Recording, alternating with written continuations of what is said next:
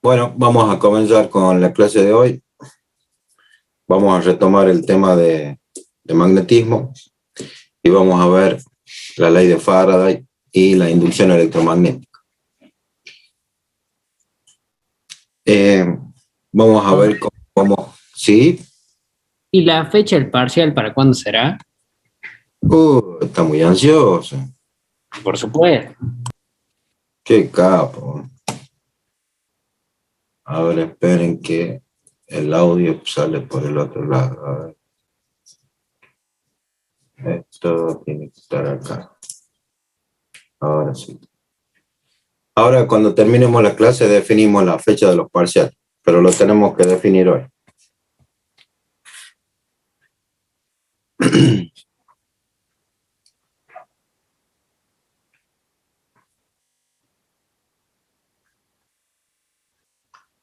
Bueno, como les decía, en esta unidad vamos a empezar a ver cómo se empiezan a relacionar la electrostática y el magnetismo, que hasta ahora lo hemos visto como fenómenos totalmente aislados, digamos, toda la parte de electrostática que vimos con la ley de Coulomb, el flujo eléctrico, la ley de Gauss, el potencial eléctrico, etc. Y también cuando vimos toda la parte de magnetismo, cómo se genera un campo magnético de forma natural, cómo generamos un flujo, un campo magnético de forma artificial a través de los electroimanes. Y ahora vamos a ver cómo a través de los experimentos de Faraday, vamos a ver cómo empezamos a tener interrelación entre los fenómenos electrostáticos y los fenómenos magnéticos. Los experimentos de Faraday que convergen en la ley de Faraday, digamos, fueron una demostración de cómo esos fenómenos que nosotros lo veíamos de forma totalmente separadas, en realidad implícitamente están completamente relacionados unos con otros. Y la idea es ver cómo están relacionados los fenómenos electrostáticos con los fenómenos magnéticos. Acá me falta esto.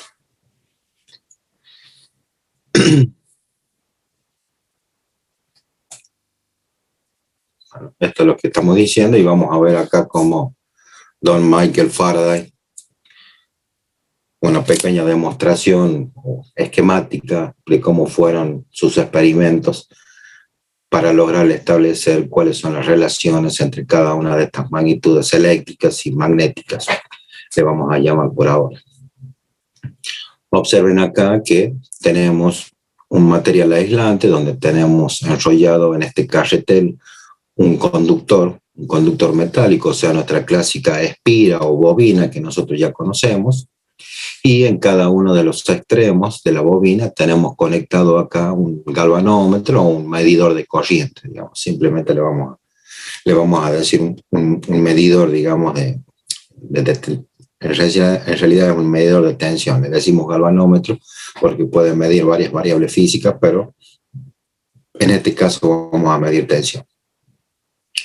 Y observemos que mientras acá en nuestra mano, digamos, tenemos un imán natural, un imán permanente, donde tenemos representado, digamos, la separación de los polos norte y sur magnéticos de ese imán natural. Entonces, mientras ocurre esta situación o tenemos esta foto, digamos, durante este experimento, no tenemos ninguna desviación de nuestra aguja en el medidor que tenemos ahí. Pero cuando nosotros empezamos a acercar el imán al centro de este carretel donde tenemos la bobina, cuando lo empezamos a acercar o lo alejamos, por eso observen acá que las flechas que tenemos en el dibujo es hacia arriba, hacia abajo, cuando lo acercamos o lo alejamos, sí se produce una desviación, sí se produce una desviación de nuestra aguja que está midiendo el paso de la corriente eléctrica. Entonces, ¿qué quiere decir esto? Podemos inferir que el campo magnético que tenemos acá implícito en el imán permanente, ese campo magnético está induciendo una corriente en la bobina metálica del conductor eléctrico que tenemos enrollado acá. Por eso es que se produce la desviación acá de nuestro medidor. De la misma forma, vamos a reemplazar ahora el imán permanente con un imán artificial. Recuerden que nosotros podíamos armar un electroimán con una fuente de alimentación y una espira enrollada en forma de solenoide. Entonces acá estamos reemplazando nuestro imán natural con un electroimán artificial, pero también lo acercamos y lo alejamos del núcleo del carretel donde tenemos la bobina que no tiene corriente. Y también observamos que cuando movemos este electroimán hacia adentro y hacia afuera del centro del carretel, también vemos que se producen desviaciones acá en nuestro medidor de corriente. Por lo tanto, podemos inferir que el campo magnético generado por esta bobina está induciendo una corriente en esta bobina que está fija y es la que produce la desviación de nuestro medidor. Está circulando una determinada corriente ahí a través de estos conductores eléctricos, que es el que produce la desviación de nuestro medidor. Ahora bien, también tenemos que decir que esta desviación se produce solamente cuando el imán artificial está en movimiento. Si nosotros lo tenemos quieto, no se produce ninguna desviación. Es como si tuviéramos la primera situación acá. Mientras el imán acá, en este caso el imán permanente, está quieto, no tenemos ninguna desviación. Pero cuando movemos el imán, lo acercamos o lo alejamos del centro de la bobina, sí tenemos desviación. Y acá en este caso también, solamente tenemos desviación de nuestro medidor cuando tenemos movimiento. Cuando lo dejamos quieto a una determinada altura o adentro del carretel sin movimiento, no se produce ninguna desviación. Entonces, ¿qué podemos inferir nosotros? Que en realidad, esta inducción o esta corriente que nosotros inducimos en nuestra bobina fija depende del tiempo. ¿Por qué? Porque solamente tenemos una desviación o una corriente inducida cuando esto está en movimiento, o sea, cuando tenemos una variación de este campo magnético en un determinado tiempo, porque cuando está quieto no se produce ninguna desviación. Es otra cosa que podemos inferir. Ya tenemos dos cosas que hemos inferido: que este campo magnético induce una corriente que la podemos observar por la desviación del medidor, y también que esto tiene que estar en movimiento, o sea, que está dependiendo del tiempo y no puede estar fijo, digamos, porque cuando está quieto no se produce ninguna inducción de corriente.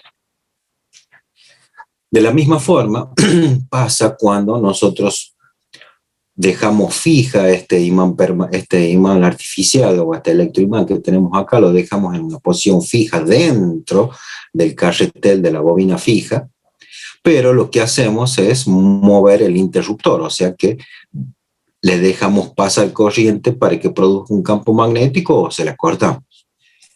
Entonces observamos que cuando nosotros tenemos abierto el interruptor, como no hay ningún paso de corriente a través de esta bobina, no vamos a tener obviamente campo magnético, por lo tanto no vamos a tener ningún tipo de corriente inducida en la bobina fija. Pero cuando cerramos el interruptor, va a pasar un determinado tiempo desde T sub 0 hasta el tiempo en que se produzca el máximo campo magnético. Por lo tanto, ese campo magnético va a variar de un valor cero hasta un valor máximo. Por lo tanto, estamos teniendo una variación del campo magnético en el tiempo. Estamos teniendo una variación del campo magnético en el tiempo. Y esa variación del campo magnético en el tiempo sí induce o produce una desviación en nuestro medidor de corriente inducida. Y observen acá que la desviación se produce hacia los dos lados. ¿Por qué? Porque cuando nosotros cerramos el interruptor, el campo magnético va a pasar de un valor cero hasta un valor máximo. En ese momento, la desviación se va a producir en un sentido. Pero cuando lo desconectamos, también el campo magnético va a pasar desde un valor máximo hacia un valor cero en un determinado tiempo. Y ahí es cuando cambia de sentido la corriente inducida. Por eso la flechita de la desviación es hacia los dos lados. Entonces, ¿qué tenemos que inferir acá? Que la corriente inducida se produce cuando crece el campo magnético o también cuando decrece el campo magnético. Solamente que la corriente inducida va a tener un sentido cuando el campo magnético es creciente y va a tener la corriente inducida sentido inverso cuando el campo magnético sea decreciente.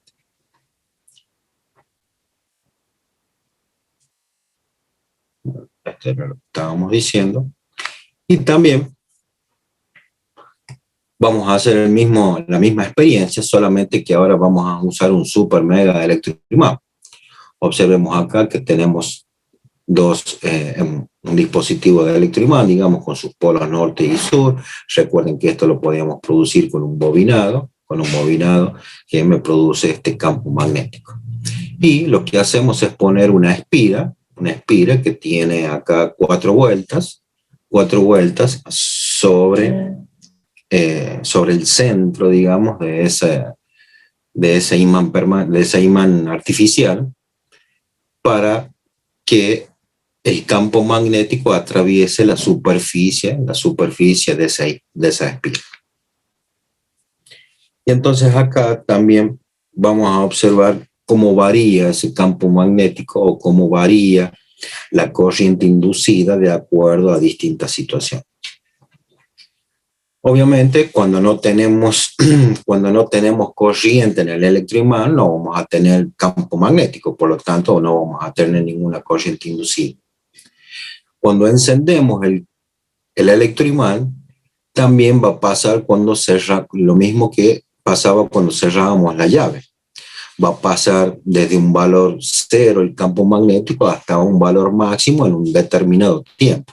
Por lo tanto, va a haber una variación del campo magnético con respecto al tiempo. Va a pasar un tiempo hasta que se produzca el campo magnético máximo.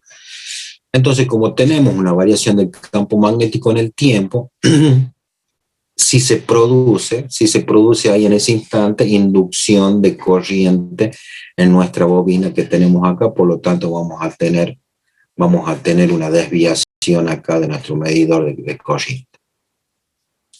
De la misma forma va a pasar cuando apaguemos nuestro electroimán. El campo magnético que estaba generando el electroimán va a pasar de un valor máximo a un valor cero. Por lo tanto, va a haber una variación del campo magnético en el tiempo. Y esa variación del campo magnético en el tiempo que está atravesando la superficie de este solenoide o de esta bobina, también va a inducir una corriente solamente que en sentido contrario.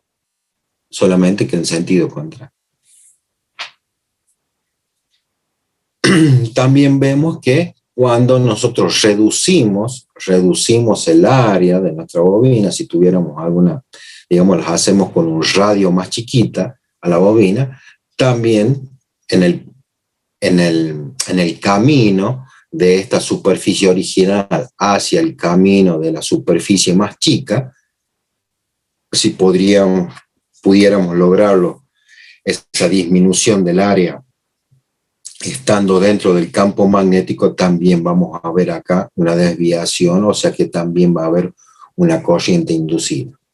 De la misma forma que si de este tamaño original que tenemos acá aumentamos el radio de este solenoide,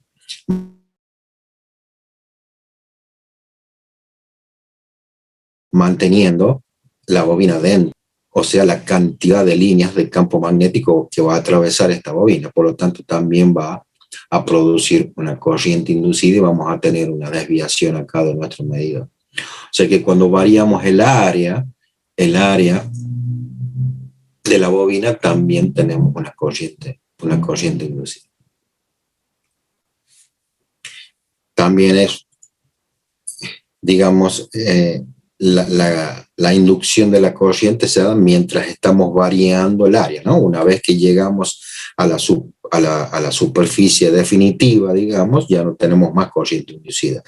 La corriente inducida se da mientras estamos variando el área de esa bobina. Bueno, ese sería el punto 6.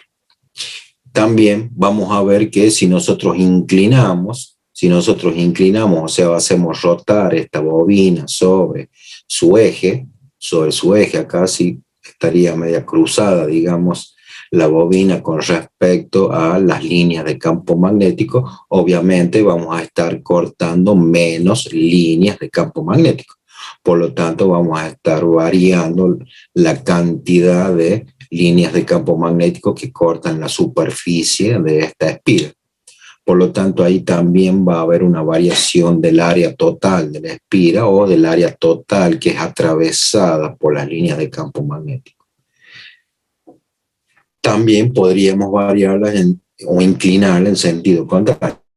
Entonces también vamos a tener una variación en la cantidad de líneas de campo magnético que atraviesan esa superficie. Por lo tanto, también vamos a tener corriente inducida mientras vamos variando la cantidad de líneas de campo magnético que atraviesa esa superficie. Y también, por último, si nosotros movemos así como está la bobina y la sacamos del electroimán, es decir, la sacamos del electroimán, también estaríamos variando la cantidad de líneas de campo magnético que atravesaría la superficie de la bobina. Por lo tanto, si nosotros la sacamos a la bobina rápidamente o la introducimos rápidamente en el electroimán, también vamos a estar variando la cantidad de líneas de campo magnético que la atraviesa. Por lo tanto, también estaríamos induciendo una corriente en nuestra bobina. Y por último, también si aumentamos o disminuimos la cantidad de espiras con que está construido nuestro solenoide, si aumentamos o disminuimos la cantidad de espiras con que está construido nuestro solenoide que tenemos dentro del electroimán, también vamos a estar produciendo una corriente inducida en esa bobina, por lo tanto se va a producir una determinada variación en nuestro medidor de corriente. Entonces, cuando se desconecta el electroimán, lo habíamos dicho al principio, está bien. Y también cuanto más rápido se efectúan estos cambios, mayor es la corriente.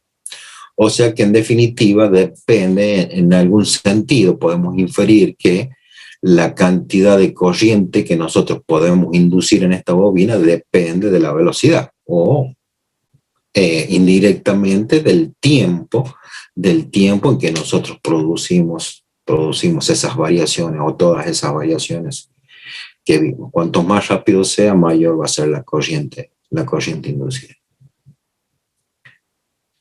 También hay que decir que si cambiamos de material la bobina, digamos acá suponemos que puede ser de cobre, cambiamos por plata u oro u otro conductor eléctrico, digamos,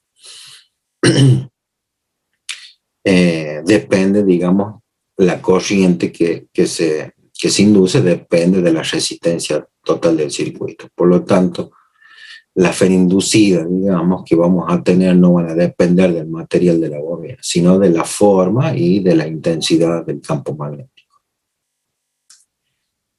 Entonces, teniendo en cuenta esto, ¿qué es lo que podemos, de estas experiencias que hizo Faraday y de todo lo que fuimos observando y de todo lo que estuvimos infiriendo para ver cómo lo podemos expresar analíticamente a todas estas experiencias?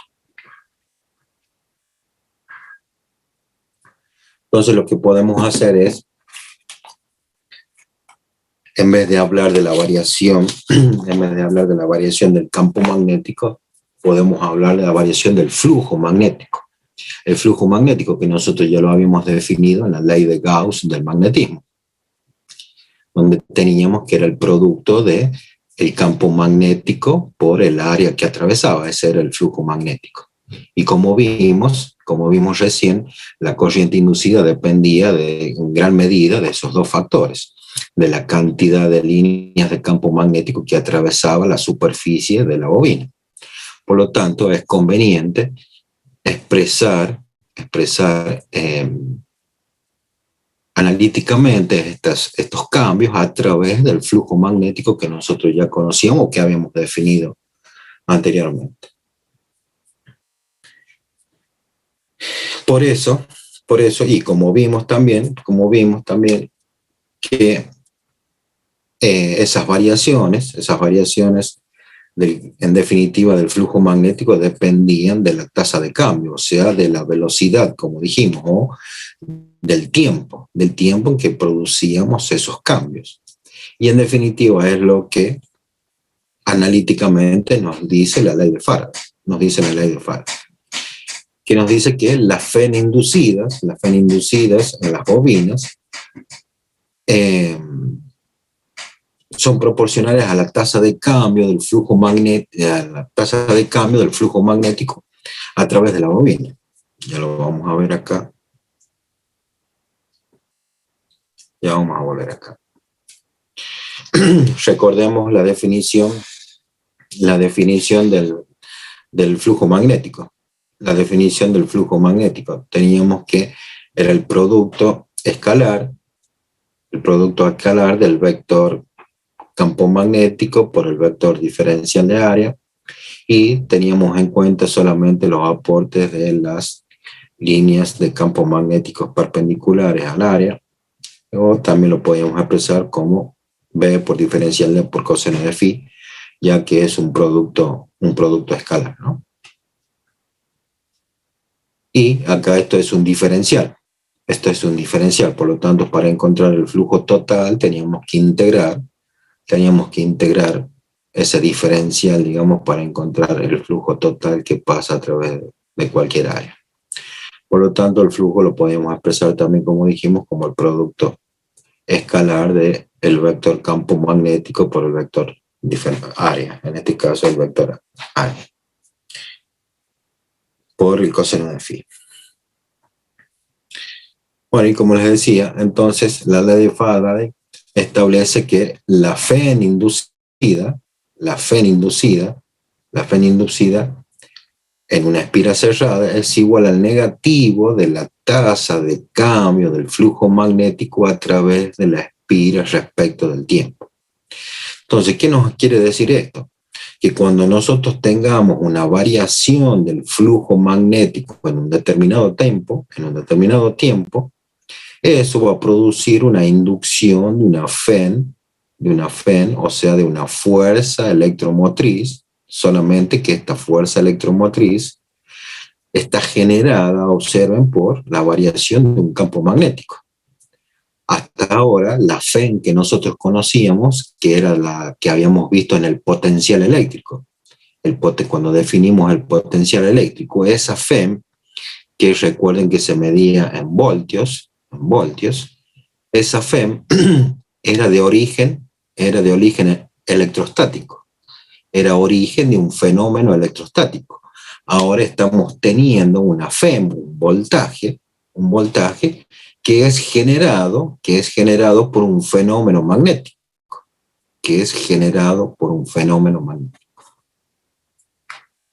Y el signo negativo nos indica que la FEN inducida siempre se opone al generador de ese cambio, digamos, en este caso, al campo magnético que lo está generando. Ya lo vamos a ver un poquito más adelante con la ley de Lenz.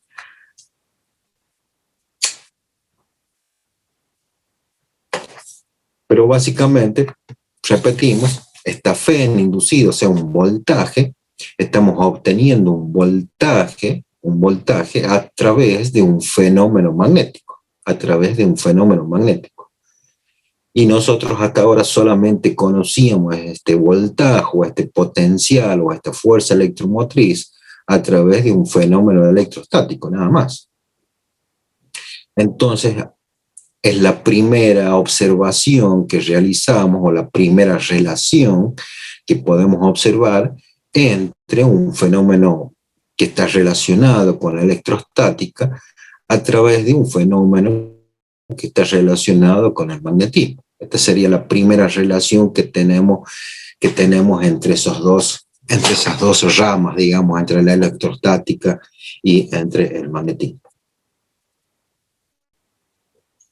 Bueno, acá tenemos una animación súper fachera, digamos, de lo que habíamos visto en el primer experimento, digamos, de Faraday, ¿no? Donde con el movimiento, siempre que el imán está en movimiento, y cuando nos acercamos o nos alejamos del solenoide, se produce la desviación de nuestro medidor, de nuestro voltaje, en definitiva, porque es una FEM. Recuerden que es una FEM. Por lo tanto, acá estamos midiendo una diferencia de potencial, en realidad una fuerza electromotriz,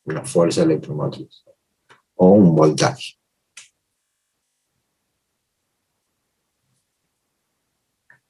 Entonces, ahora sí vamos a volver a esta presentación que teníamos acá.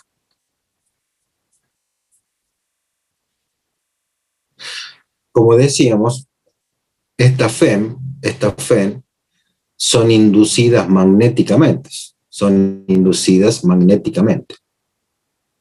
Por lo tanto, este es el resultado de la acción de fuerzas no electrostáticas, precisamente porque están inducidas magnéticamente. Por lo tanto, vamos a tener que hacer una diferenciación, digamos, y si nosotros tenemos acá una FEN inducida, ya vamos a ver más adelante, seguramente vamos a tener un campo eléctrico. También vamos a tener un campo eléctrico, pero ese campo eléctrico va a ser producido magnéticamente, digamos.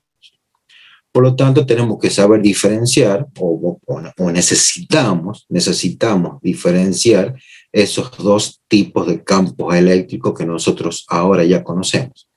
O sea, los campos eléctricos producidos por cargas, que nosotros conocíamos de la electrostática cuando vimos la ley de Coulomb, o los campos eléctricos, la ley de Gauss.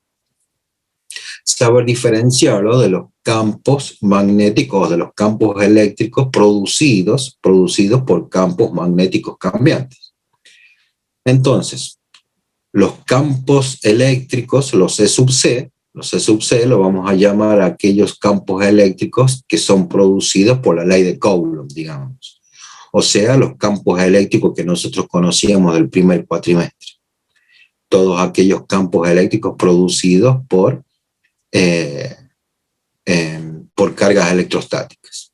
Y los E sub N van a ser los campos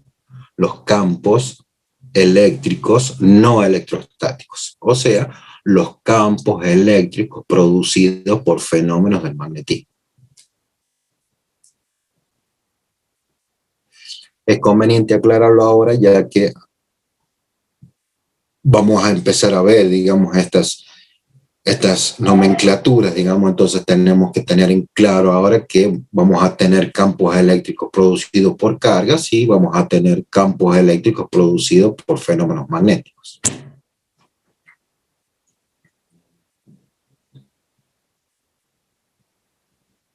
Bien, este es un repaso de la ley digamos, de cómo varía el flujo magnético, ¿no?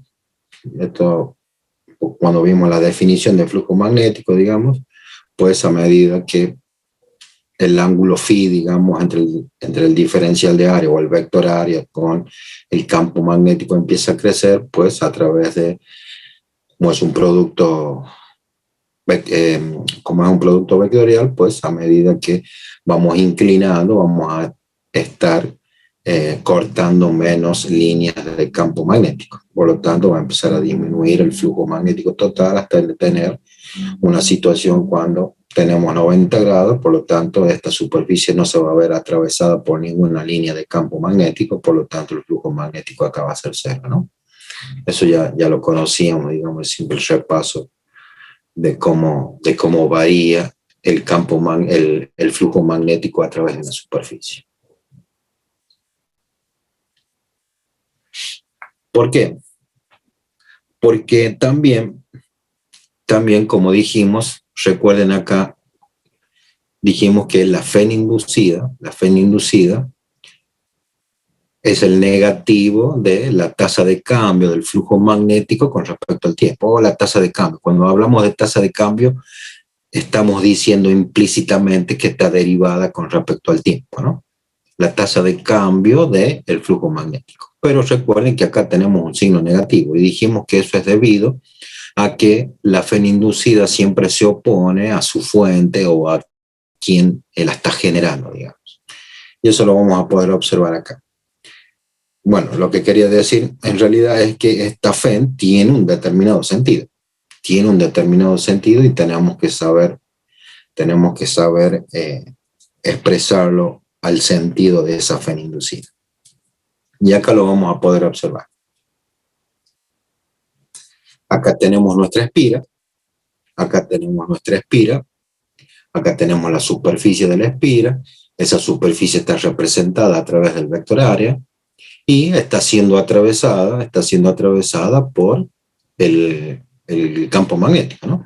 Y como es un producto escalar, acá tenemos el ángulo phi, digamos que es el ángulo de separación entre el campo magnético y el vector área. Pero dijimos que para que se produzca una FEN inducida, este campo magnético tiene que estar creciendo o decreciendo, porque suponemos acá que el vector área se mantiene fijo, ¿no? Porque dijimos también que podía variar el área y podíamos tener esa variación. Acá consideramos que el área se mantiene fija, digamos, porque es lo más normal.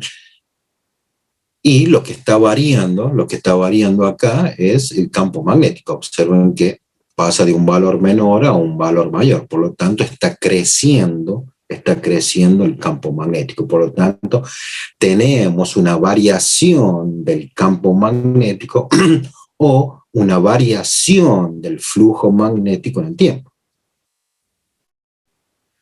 Por lo tanto, esa variación del flujo magnético va a ser positiva. Esa variación del flujo magnético va a ser positiva. Por lo tanto, la tasa de cambio del flujo magnético también va a ser positiva porque esto va creciendo. Pero la FEN inducida va a ser negativa. ¿Por qué? Porque por la ley de Faraday, acá, esto tiene un signo negativo. Por lo tanto, cuando la tasa de cambio del flujo magnético es positiva, la FEN inducida es negativa por el negativo que tenemos, porque se opone a la fuente que lo produce. Y eso gráficamente, ¿cómo lo podemos observar? Aplicando la regla de la mano derecha, y observen que acá el sentido de la FEN inducida que está sobre la espira, recuerden que la FEN inducida o la corriente inducida está sobre la espira que nosotros teníamos fija y sin tensión. Observen que acá el sentido de la FEN que va sobre la espira tiene sentido contrario a los dedos de la regla de la mano derecha. Tiene sentido contrario a la regla de la mano derecha. Acá la regla de la mano derecha está indicando, digamos, el sentido del vector área, y el sentido de los dedos me va a indicar cuál es el sentido de la fén inducida. Pero como tiene sentido contrario acá al de la regla de la mano derecha, o a los dedos de la mano derecha, digamos, por eso se grafica así la fén inducida, digamos, en sentido contrario a los dedos que indican la regla de la mano derecha. Vamos a verlo ahora con el segundo caso. ¿Qué podría pasar? Acá seguimos teniendo un flujo positivo porque el campo magnético, digamos, está hacia arriba, o sea, tiene el mismo sentido que el vector área, pero observen que está decreciendo. Acá pasamos de un valor mayor a un valor menor. O sea que la tasa de cambio del flujo magnético va a ser negativo. El flujo magnético sigue siendo positivo porque es hacia arriba, tiene el mismo sentido que el área, pero la tasa de cambio es negativa porque va decreciendo el campo magnético. Por lo tanto, la tasa de cambio del flujo magnético es negativa. Y si esto es negativa, por la ley de Faraday, la fén inducida tiene que ser positiva. ¿Por qué? Porque el signo negativo que tenemos en la fórmula de la ley de Faraday. Por lo tanto, si la fén inducida es positiva, acá sí se indica la fén inducida sobre la espira con el mismo sentido de los dedos de la mano derecha. Acá sí se dibuja con el mismo sentido de los dedos de la mano derecha. También podemos tener acá el otro caso, donde el campo magnético es negativo en el sentido de con respecto al vector área, ¿no? Observen que el pulgar de la mano derecha sigue indicando el sentido del vector área, solamente que tiene sentido contrario ahora el campo magnético. Y acá está en sentido creciente. ¿Qué quiere decir? Que va creciendo negativamente. O sea, pasa de un valor menor a un valor mayor. O sea que se va haciendo más negativo, digamos. Se va haciendo más negativo. Por lo tanto, la tasa de cambio del flujo magnético va a ser negativa. Y como la tasa de cambio del flujo magnético es negativa, por la ley de Faraday, que tiene un signo negativo, pues la fén inducida va a ser positiva. Por lo tanto, si es positiva, también a la fén inducida que se induce sobre la espira, la dibujamos con el mismo sentido de los dedos de la mano derecha. Y también nos queda una más, que es cuando es decreciente y en forma negativa. Acá el flujo magnético va decreciendo, pero la tasa de cambio del flujo magnético es positiva. Por lo tanto, si esta es positiva, esta sí o sí tiene que ser negativa por el signo menos de la ley de Faraday. Por lo tanto, si es negativa acá, a la fén inducida sobre la espira la tenemos que dibujar en sentido contrario a los dedos de la mano derecha.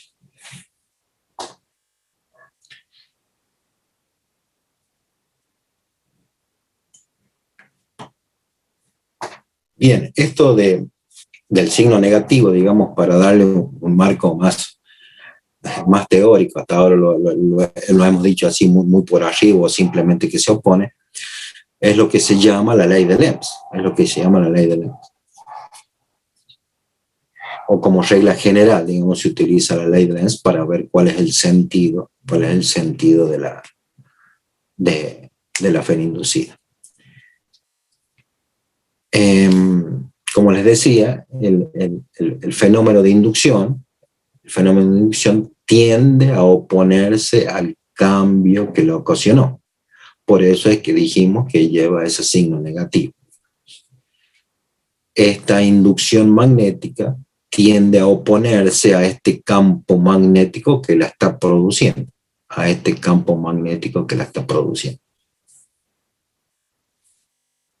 Entonces, acá podemos observar que tenemos el imán, observen cómo se está moviendo, después lo vamos a ver en el super video también, más gráficamente, pero acá simplemente observamos que el imán se está moviendo, acercándose a la espira que tenemos acá, y observamos que a medida que se acerca el imán a la espira, se produce, como vimos, la corriente de inducción o la FEN inducida sobre esa bobina. Y acá podemos anticipar algo debido a que lo tenemos dibujado, ¿no? Pero observen que como nosotros ya vimos, recuerden cuando vimos la ley de Ampère, o los generadores de campo magnético. Cuando vimos la ley de Ampère, ¿qué es lo que vimos? Que cuando tenemos la circulación de una corriente eléctrica a través de un conductor eléctrico, genera un campo magnético. Pero en este caso, la corriente que circula por la espira es una corriente inducida debido al efecto del campo magnético de este imán permanente.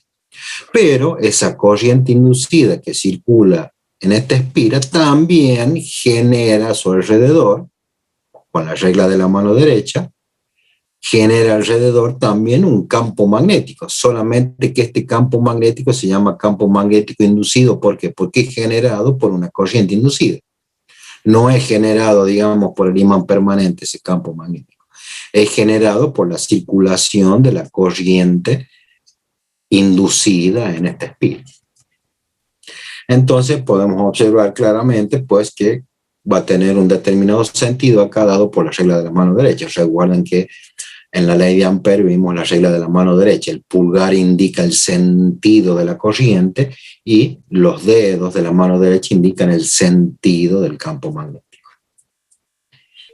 Y acá de forma inversa, cuando empezamos a alejar, cuando alejamos a nuestro imán o nuestro generador de campo magnético de la espira, pues como vimos en el galvanómetro o en el medidor de FEN inducida que se producía la desviación de la aguja hacia el otro lado, eso me indicaba que cambiaba de sentido la corriente inducida. Y obviamente como cambia de sentido acá la corriente inducida, también va a cambiar de sentido el campo magnético inducido, ¿no? Porque sigue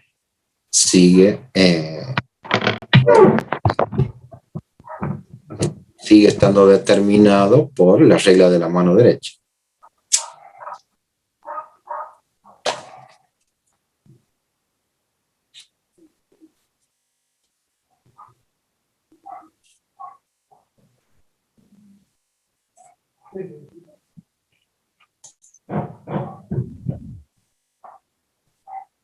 Edgardo, apague el micrófono, por favor.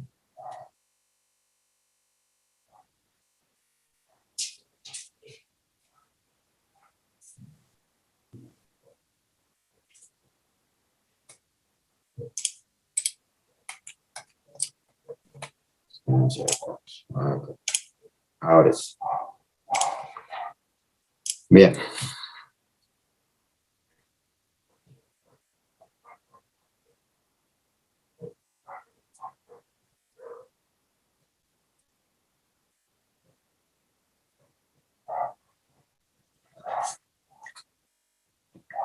Bueno, acá también lo que podemos observar que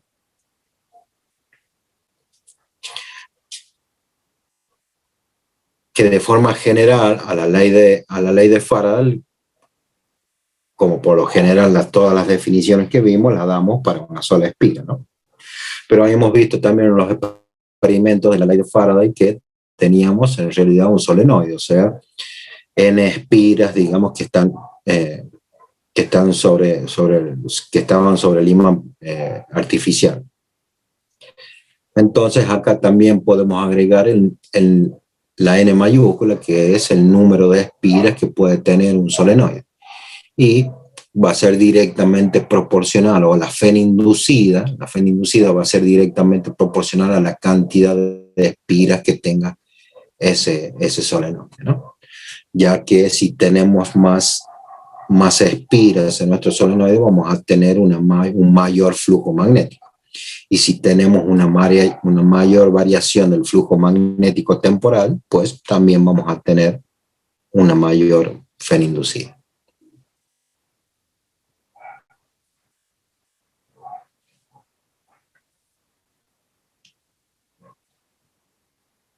Bien, acá tenemos los ejemplos para de forma de ver cómo se grafica en este caso la corriente inducida sobre una espira. Veamos acá. Acá observen que el imán permanente tiene una determinada velocidad. ¿Por qué? Porque recuerden que este imán tiene que estar en movimiento. Si está quieto no se produce ninguna variación del flujo magnético. Por lo tanto, sí o sí tiene que tener acá, sí o sí tiene que tener un movimiento para que tengamos una variación del flujo magnético. Digamos, es este mismo dibujito que tenemos acá, solamente que en forma horizontal, y para poder ver cuál es el sentido de la corriente inducida.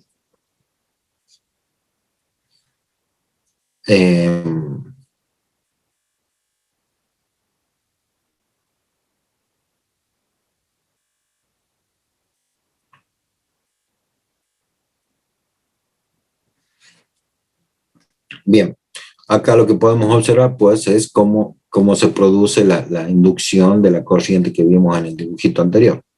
A medida que varía temporalmente el flujo magnético, se produce la inducción de la corriente en la espira. Pero recordemos que el paso de una corriente eléctrica a través de una espira también genera un campo magnético. Y es el que está indicado, digamos, acá. Observen que, recuerden que el pulgar de la mano derecha indica el sentido de la corriente en la espira, y los dedos de la mano derecha indican el sentido del campo magnético, ¿no? Acá estamos representando el campo magnético inducido por esta corriente que es inducida en un punto, ¿no? Y lo que queremos observar acá es cómo a través de, que es lo que dice la ley de Lenz, que este campo magnético inducido se está oponiendo en sentido con el campo magnético que lo produce. Se opone al campo magnético que lo produce. Que es en definitiva la definición o la observación de la ley de Lenz, ¿no? Que el campo magnético inducido, digamos, se opone al campo magnético que lo genera. Por eso tiene sentido contrario. Acá también se da la misma situación, solamente que el movimiento es hacia arriba, pero observen que hemos girado acá el imán permanente. Acá teníamos el polo norte y acá tenemos el polo sur. Por lo tanto, el sentido de la corriente que se induce va a ser el mismo. El sentido que se induce la corriente va a ser el mismo. Por lo tanto, acá el sentido del vector del campo magnético inducido no va a cambiar, digamos, no va a cambiar, porque no cambia el sentido de la corriente. De la misma forma vamos a tener las formas inversas. Acá el polo norte está hacia abajo, pero acá en este caso se está alejando. Por lo tanto el sentido de la corriente inducida va a cambiar. Por lo tanto el sentido del campo magnético inducido también va a cambiar para oponerse al campo magnético que lo está produciendo. Y acá también rotamos el imán permanente, solamente que se está acercando a la superficie. Por lo tanto, la corriente inducida va a ser en este sentido, siguiendo la regla de la mano derecha. El campo magnético inducido también va a tener el sentido hacia abajo para oponerse al campo magnético que lo está produciendo.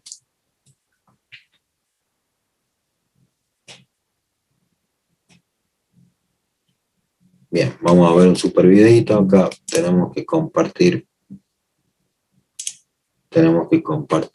el sonido.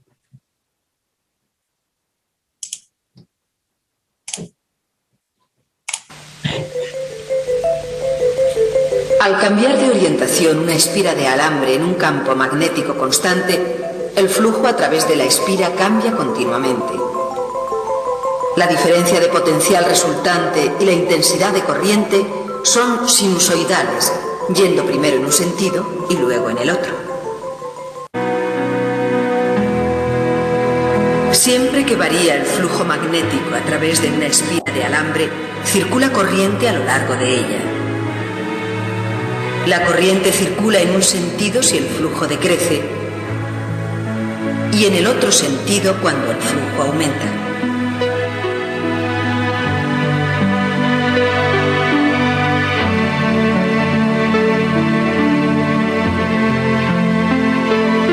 Pero la corriente inducida en el alambre crea a su vez un flujo propio, cuya dirección depende de la dirección de la corriente. El flujo creado por la corriente inducida siempre se opone a la variación del flujo externo. Esta regla es conocida como ley de Lenz. El resultado de la suma de ambos campos es una disminución del ritmo a que puede variar el flujo magnético a través de un circuito.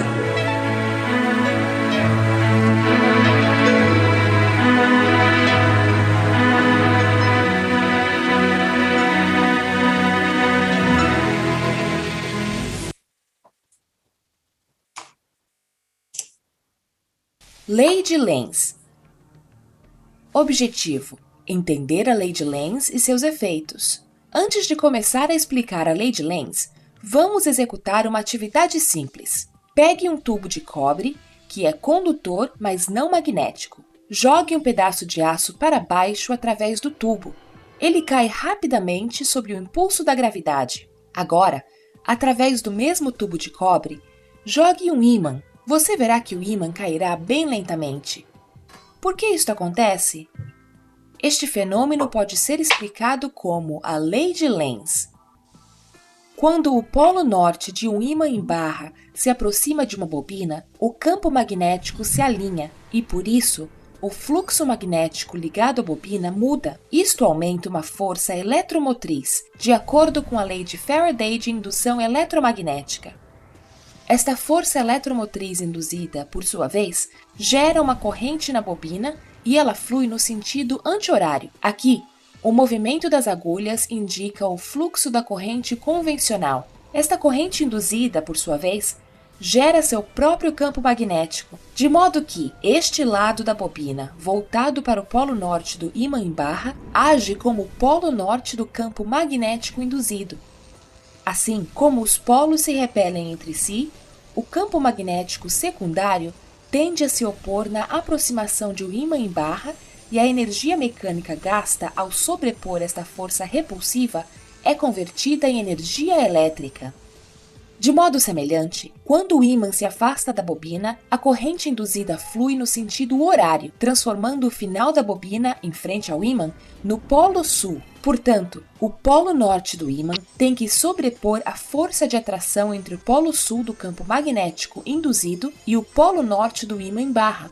Novamente, a energia mecânica necessária para sobrepor a atração é convertida em energia elétrica.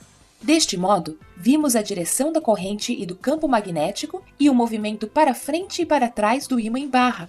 A partir disso, podemos ver que uma força eletromotriz induzida gera uma corrente em uma direção tal que o campo magnético secundário induzido se opõe ao campo magnético, induzindo a corrente. Isto é conhecido como lei de Lenz. Para verificar a declaração acima, imagine por um momento que o polo norte de um ímã que se aproxima da bobina induz uma corrente que flui no sentido horário da bobina. Como resultado, a extremidade da bobina, voltada para o ímã, se torna o polo sul. Assim, devido à atração inerente entre os polos desiguais, o ímã será automaticamente pressionado na direção da bobina, sem desprender qualquer energia mecânica, o que significa que a energia elétrica pode ser produzida sem executar qualquer trabalho mecânico. Isto viola a lei de conservação de energia. De fato, para satisfazer a lei de conservação de energia, é essencial que a corrente induzida flua nesta direção, e este efeito magnético produzido produzido pela corrente induzida vai se opor ao campo magnético externo. Neste caso, o movimento relativo do ímã em relação à bobina induz a força eletromotriz nesta direção, de forma a se opor à aproximação ou retirada do ímã. Agora, vamos voltar ao exemplo que consideramos no início. Neste caso, o ímã cai bem lentamente, porque o tubo de cobre adquiriu um campo magnético modificado com o ímã em queda. Este campo magnético modificado induz corrente no tubo de cobre. A corrente induzida no tubo de cobre, quando gira, produz seu próprio campo magnético, que se opõe ao campo magnético do ímã em queda através dele. Por isso, o ímã cai bem lentamente através do tubo de cobre.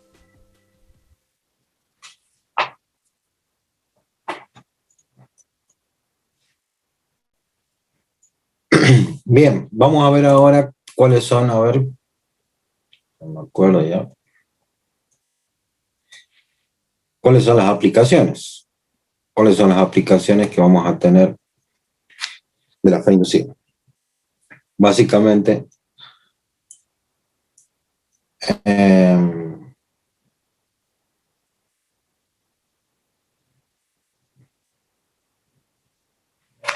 el alternador. El alternador, que en realidad se lo conoce como alternador, pero es un generador de corriente alterna. Por eso también se lo conoce como alternador. Pero para esto vamos a esperar hasta la clase que viene. Les hago una consulta técnica. ¿Rindieron ya el cuarto parcial de la práctica?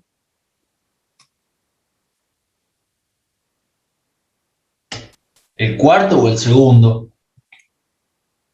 Ah, ¿no rindieron el segundo y el tercero? No, solamente hemos rendido uno hasta ahora. Oh, falta rato todavía entonces. Hasta Navidad. Sí. Va a ser Navidad y van a estar rindiendo ustedes todavía. Bueno, entonces, para los más ansiosos,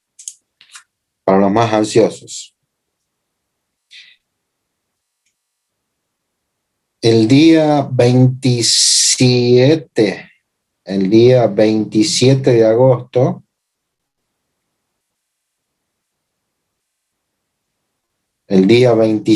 agosto, vamos a rendir el primer parcial. ¿Qué unidades entran, profe? ¿O hasta dónde sería? Y sería hasta capacitores. Ley de Coulomb, campo eléctrico, ley de Gauss, potencial eléctrico, energía potencial eléctrica y capacitores. Bueno. Vamos anotando en la superagenda. Vamos a ir anotando acá en la agenda.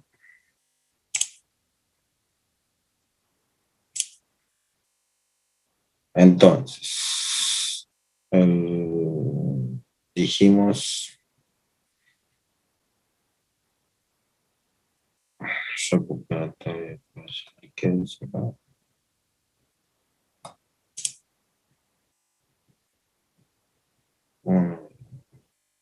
Recuperatorias parciales teóricas, física 1, sí, física 1.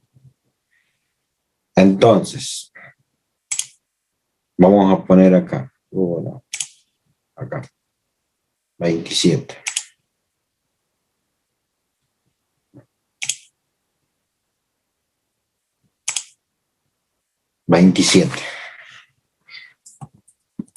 Parcial teórico.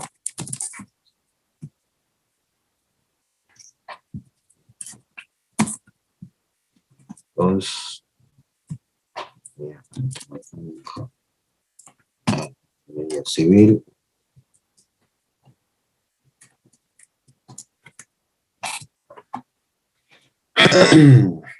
Voilà. Bien, agendado.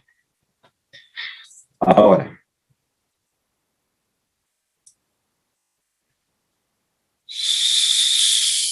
septiembre.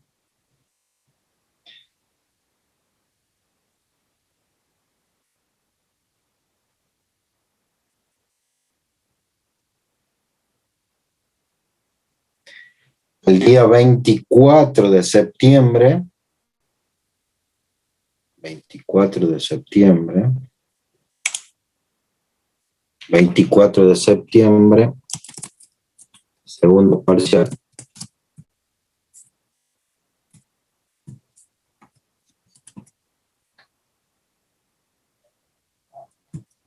Física. Física 2, Ingeniería Electromecánica e Ingeniería Civil. En el segundo parcial va a entrar resistencias, corriente eléctrica, fuerza electromotriz, circuitos con resistencias y leyes de Kirchhoff. Leyes de Kirchhoff.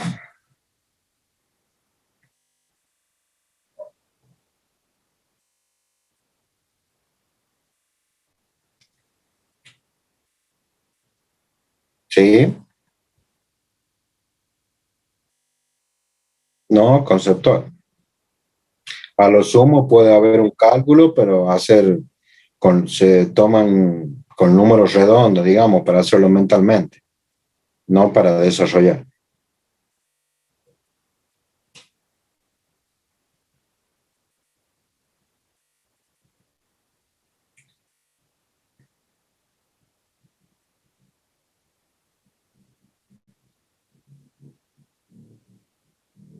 Bien.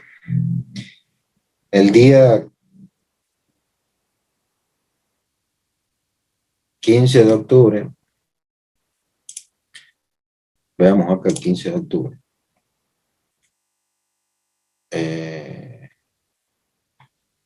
15 de octubre dice puente turístico. Ay, cagado.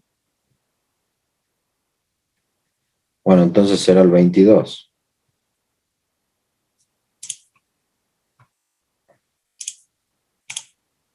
El 22 de octubre, parcial 3, física 2, teórico, física, ingeniería electromecánica, ingeniería civil. En el parcial número 3 va a entrar toda la parte de magnetismo, ¿no? Toda la parte de magnetismo.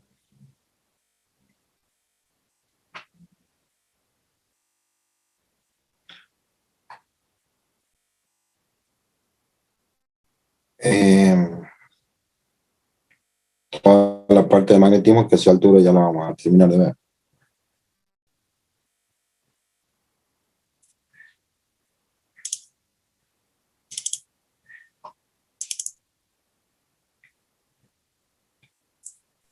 Profe, Y ¿podrías repetir los temas del parcial 2 a ver si los anoté bien? bueno, resistencia eléctrica, circuito con resistencia, serie paralelo, corriente eléctrica, fuerza electromotriz, circuitos circuitos de corriente continua para calcular potencia, caída de tensión, corriente en el circuito y ley de Ohm, inglés ahí también, y leyes de Kirchhoff. Leyes de Kirchhoff. Gracias. Ok. En el tercer parcial, como dijimos, va a entrar todo lo que es magnetismo, ¿no? Desde la unidad 6 hasta la unidad 10. Desde la unidad 6 hasta la unidad 10.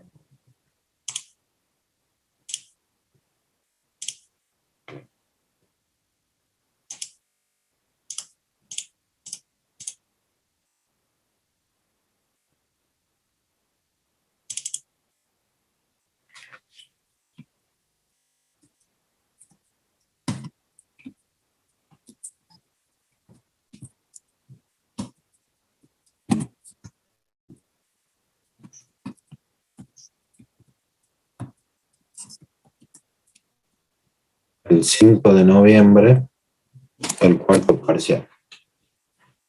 En el cuarto parcial va a entrar la parte de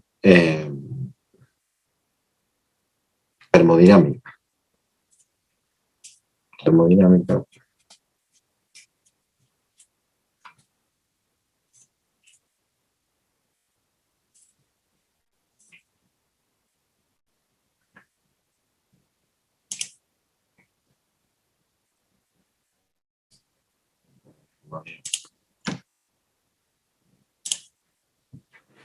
Bueno, y después nos quedaría el día 12,